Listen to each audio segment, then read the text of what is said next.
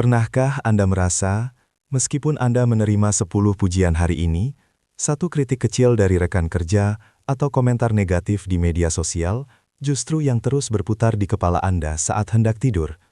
Jika iya, saya ingin Anda tahu bahwa Anda tidak sendirian, dan yang lebih penting, Anda tidak sedang rusak. Selamat datang di ruang tenang ini. Hari ini, kita akan menyelami rahasia otak kita, mengapa ia begitu terpaku pada hal negatif, dan bagaimana kita bisa melatihnya untuk kembali melihat cahaya. Untuk memahami ini, kita harus kembali ke ribuan tahun yang lalu. Nenek moyang kita hidup di dunia yang penuh bahaya. Otak mereka berevolusi dengan prinsip sederhana. Lebih baik salah mengira batu sebagai harimau daripada salah mengira harimau sebagai batu.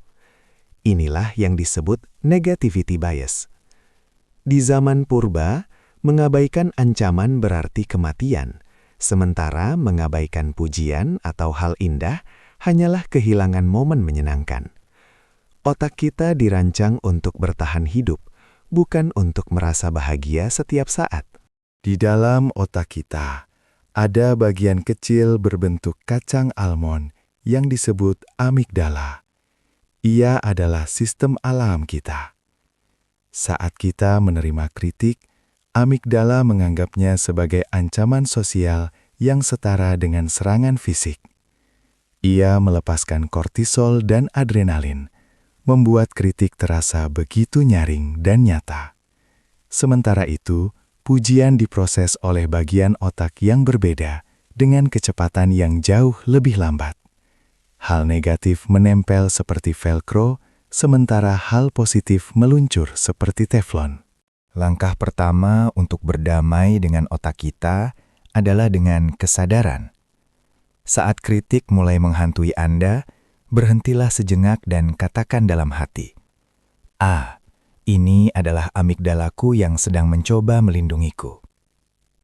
Dengan menamai emosi ini, Anda mengaktifkan korteks prefrontal, bagian otak yang logis, untuk mengambil alih kendali dari bagian emosional.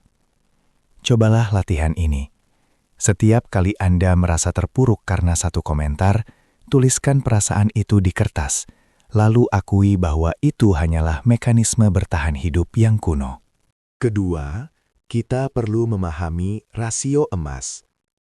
Penelitian psikologi menunjukkan bahwa untuk menetralkan satu dampak negatif, kita membutuhkan setidaknya 5 hal positif. Ini bukan berarti kita mengabaikan kesalahan, tapi kita memberikan nutrisi yang cukup bagi mental kita. Take away untuk Anda.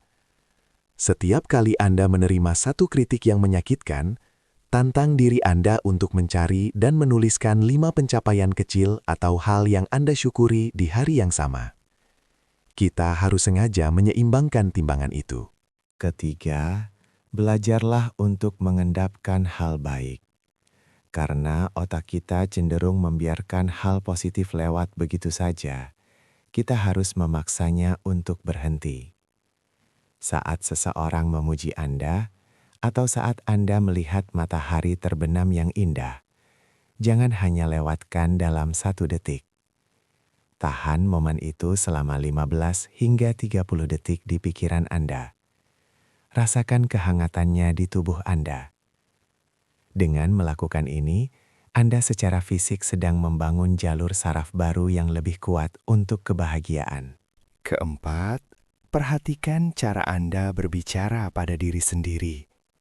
Seringkali, kita menjadi kritikus paling kejam bagi diri kita sendiri, memperkuat bias negatif itu. Tanyakan pada diri Anda, apakah saya akan mengatakan hal yang sama kepada sahabat saya yang sedang sedih? Jika jawabannya tidak, maka jangan katakan itu pada diri Anda. Latihan sederhananya, ganti kalimat "saya gagal" menjadi "saya sedang belajar melalui proses yang sulit ini". Kata-kata Anda adalah arsitek dari realitas Anda.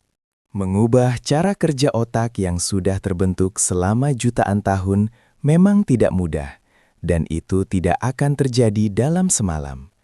Namun, Dengan kesadaran dan latihan kecil setiap hari, Anda bisa mulai melepaskan diri dari cengkeraman negativitas.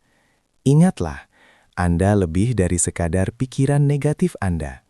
Anda adalah pengamatnya. Terima kasih telah mendengarkan. Mari kita melangkah keluar hari ini dengan mata yang lebih terbuka terhadap kebaikan, sekecil apapun itu. Sampai jumpa di sesi berikutnya.